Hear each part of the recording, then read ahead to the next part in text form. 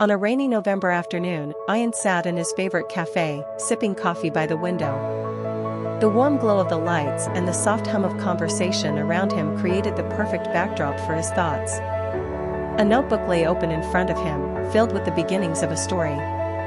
Just as he turned a page, a soft voice interrupted. "Excuse me, is this seat taken?" He looked up to see a woman, holding a slightly damp umbrella, her glasses dotted with raindrops. Her eyes were warm, curious. "Not at all," he replied, gesturing toward the seat. Her name was Nazia. She'd stepped into the cafe to escape the rain. At first, their conversation was polite, casual.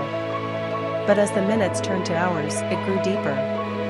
Nazia, a passionate artist, spoke of her love for painting, a sentiment that echoed Ayan's devotion to storytelling. The rain outside began to ease, and the cafe quieted. Spotting Ayan's notebook, Nazia asked, "What are you working on?" He hesitated for a moment, then slid it across the table.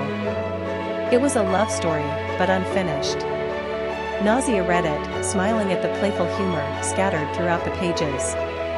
When she finished, she looked up and asked, "Why is it incomplete?" Ayan paused before answering, "I don't know how it ends."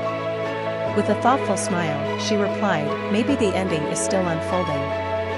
From that day on, they met often.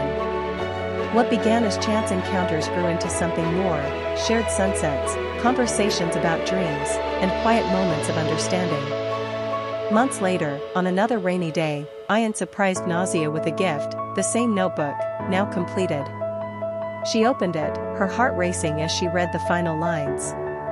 And then he realized, the love story wasn't just his to write, it was theirs to live. Tears welled up in her eyes as she looked at him. Ayan took her hand and whispered, "You are my perfect ending."